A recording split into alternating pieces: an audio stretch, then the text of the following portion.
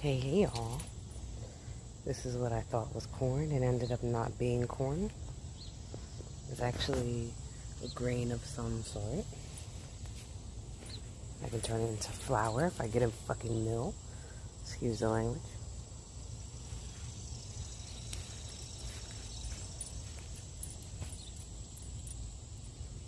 She's trying. This one's dead. All the seeds are gone, the birds ate them. This is my tree that helps with joint pain and toothaches. This is my bush that helps with skin irritations and bug bites. It's blooming. Confirmation.